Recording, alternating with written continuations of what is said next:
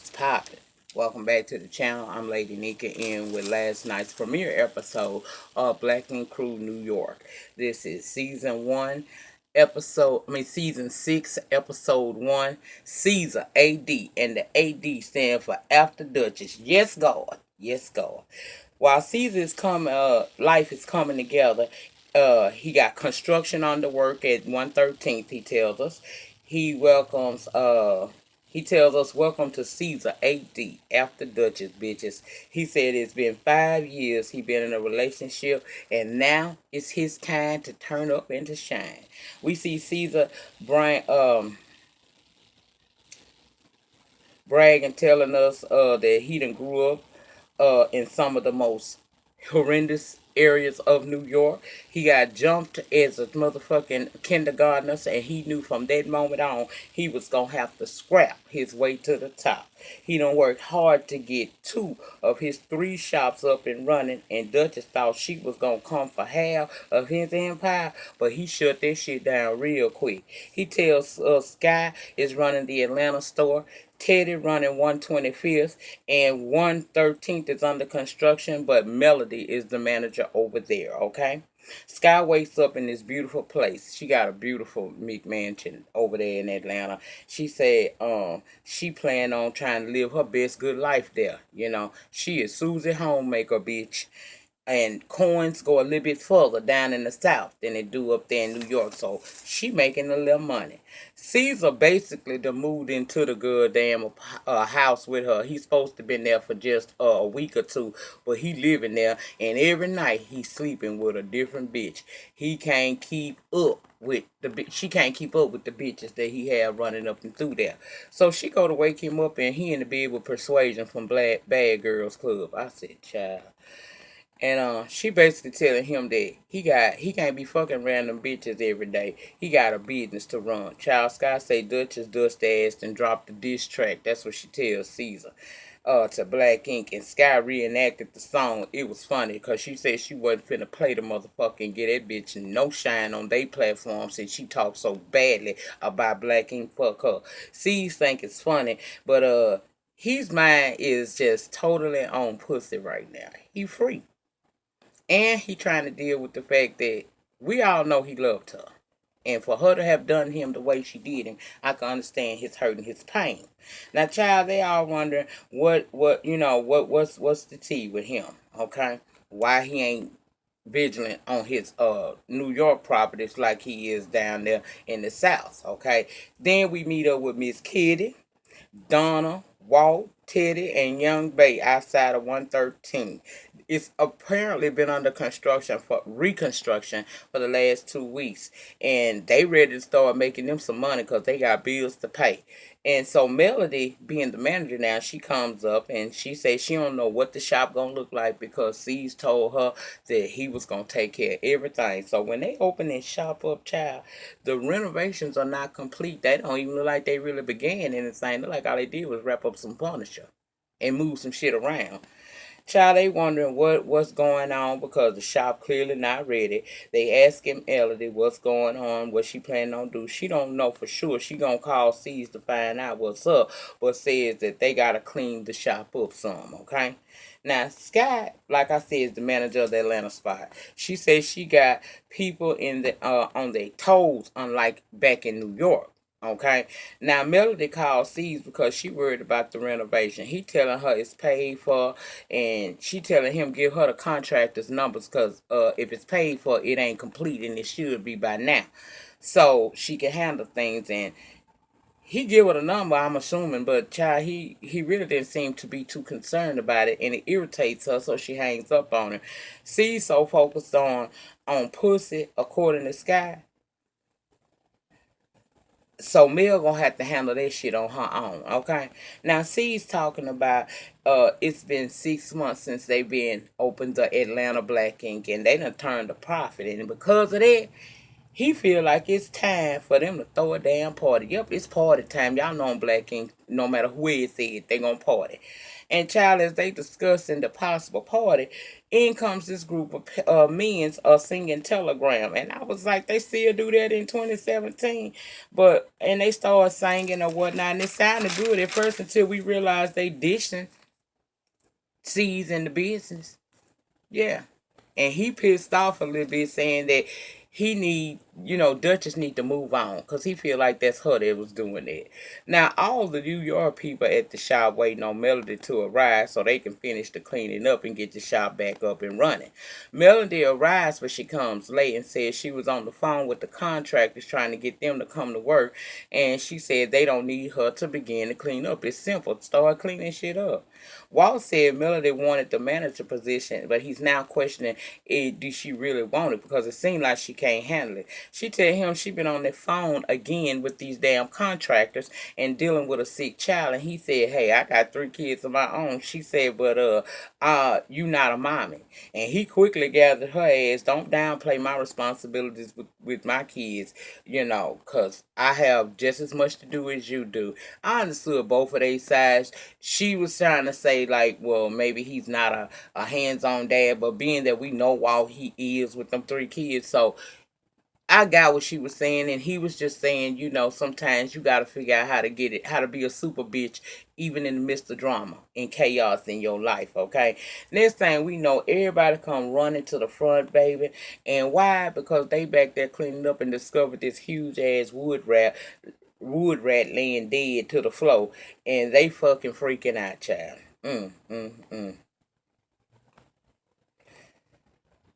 I said it's some bull. I'll play along, because if you think C's ain't really, if y'all honestly believe that at this stage in the game that C's is fucking off like that, you crazy as hell. Now he might be freelancing and pussy, freelancing that dick out to anybody that wants to, deal with it. But he ain't gonna forget home, and he ain't gonna leave his 2/3 of his business unattended to the tend to that third one down there. He ain't. But we gonna play along, okay?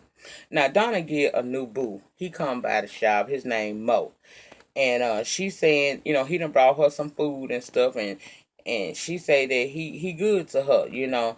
Then she get this client named Ruthie who comes in, and she wants, we at 125th because 113 still under construction. Okay. She broke her ankle or something being foolish with her ex, and she got a scar that she wants to be covered up, and that takes us into Donna telling us about all the scars that she suffered in her life, especially dealing with her ex-husband Maxwell, and how she wish she could black out a whole lot of that shit in her life. When she finished um the tat made her happy. The client was happy, and I say this, it was better than the tats that we've seen Donna do in previous seasons when she was just learning. Look like she is putting some effort into the craft. If she was just ever not able to really tat that well, and that was just how they was playing on us. If she really didn't know, it looked like she is learning the craft, and I don't have nothing negative to say about it because if the customer happy, me too, bitch.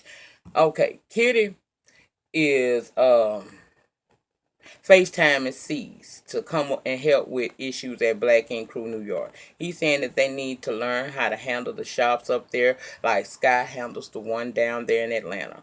Skyy is feeling stable.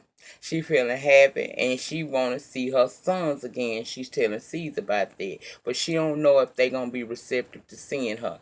She said she just ready to see them in the flesh. She's tried before, and we saw flashbacks of previous seasons where she backed out at the last minute on seeing them because she said she wasn't ready, but she ready now. She wanted to explain why she gave them away, and she said that was the ultimate sacrifice for her, and he encouraging her. She feel that she ready, she should do it. Now we gonna go. We just gonna play along like we don't know nothing, okay? Because all this stuff with her and her sons did come out a couple months ago. I think it was like early part of the summer. He did an interview in Dutchess. We'll get to it. We gonna play along with this as they are giving it to us. And when I feel like I need to bring y'all up to speed, if y'all don't know, or I feel like I just need to say something that I know is some bullshit, then I'll do it. But for right now, everything they serving, we buying. Okay. Okay. Now we having this 6 months anniversary party at Black Ink ATL, and he done rented out this gorgeous ass mansion with this lovely pool. They turning up galore, typical Black Ink shit. Miss Kitty and Teddy has come down to see why C's ignoring 2/3 of his businesses, and according to Kitty and Teddy, he's drowning in pussy. Ted is trying to urge him to come back to New York and handle biz. C said he was in a very stressful relationship for 5 years, and now he needs some time to simply just release, relate, and relax. Okay, Carly Red decides she gonna show up to the party, and he wasn't really feeling her. You know, they messed around, but from what he was saying, it's been way over. She was saying that they were celibate when they was dealing with each other. He said all I remember was 2 weeks of a whole lot of sex. Carly gets mad at that point and throws a drink at him, and next thing you know, Persuasion and her girls is throwing shit at each other. And Miss Kitty says it's an old fashioned hoedown down here. I said, yes, bitch, the birds. Now, Carly Miss ass, she just misses hell, always claiming a dick that ain't hers. Girl, why the fuck don't you understand that he fucked and up? C's definitely did that, and that's why you ain't, you ain't a part of his life right now. You was just a moment. You always doing bird shit. Plus, that was that man's party. That was pretty much over. He told you that by the time you got there, and he told you that you came there for mess, and you proved him to be right. Too old for this bullshit, I say.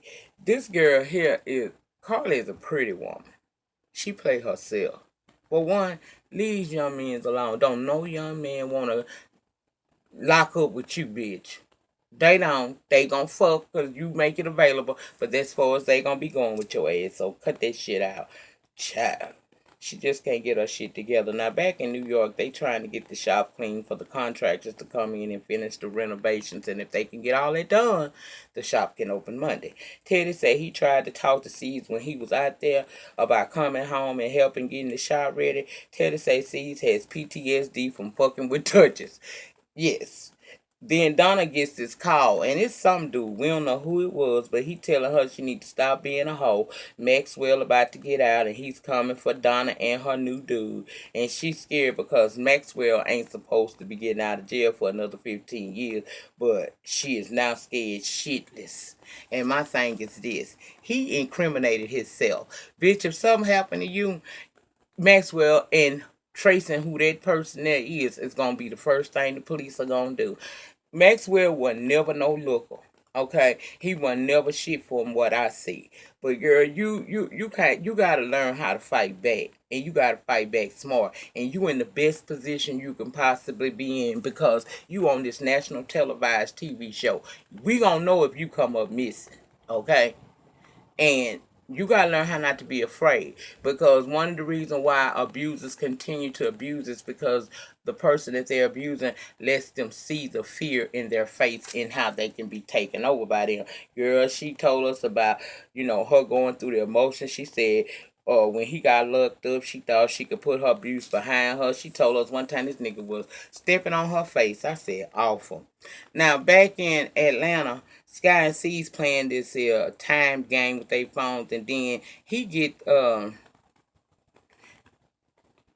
tell her about Teddy trying to get him to come back to New York right now, and he ain't ready to do that. Then next thing you know, he gets this alert to his phone, and somebody done sent him an interview that appears to be it's an interview being held at Dutchess shop, and it's with one of Skyy's sons. And y'all remember when Dutchess allowed Skyy's sons to come to her shop and do that interview?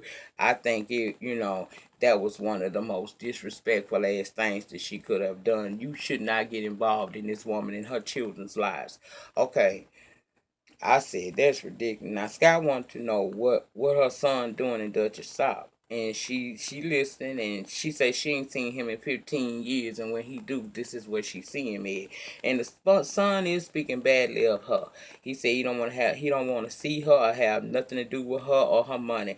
C's feeling bad because you could tell Skyy was hurt, and plus she started crying. And he said Dutchess need to come at him. Don't fuck with her like this here when it concerns her family, and that's pretty much where it went off. the showstopper, the person of the hour for this show was Skyy. I really enjoyed her. She gave us comedy. She gave us a glimpse into her real life to see the struggles and shit she's gone through trying to be reunite, get her life together and reunite with her sons. And if you follow her on Instagram like I do, you'll see that that son that's talking in that video, she don't fuck with him. But her other son and her, they do spend time together. So we see that a lot. And if you're on Snapchat, follow because they be on there. You know, he be around her a lot. And it's good to see that she was able to repair the relationship with at least one of them, if not the other. But this is going to be an interesting ass season. I'm looking forward to it. I always be excited, even though I talk about the ass like a dog. And I'm so glad Dutchess is gone. Ding dong, that bitch is gone, okay? Y'all remember the depth of your struggle will determine the height of your success. In the meantime, in between time, please remember to rate this video, comment down below in the panty section, subscribe to the channel if you have not already, and share the video wherever it is that you share videos. And I'll see you guys back for my next video will be that you guys will know about will be Married to Medicine, and that'll be tomorrow. Y'all have a good remainder to your Thursday night, and I will see y'all later. I'm finna get ready to come up out of all of this and get my ass in a tub and then put my ass in that bed with some medication and get me some sleep. I have done 7 videos today and y'all got 4 of them. So, it's 3 lingering out there that y'all will get bit by bit. Okay, I'm just trying something out different to see if I can get up my consistency rate down here on the YouTube. I got to get that consistency rate up down here on the YouTube because I ain't going nowhere and I like doing it. So, see you guys tomorrow. Peace.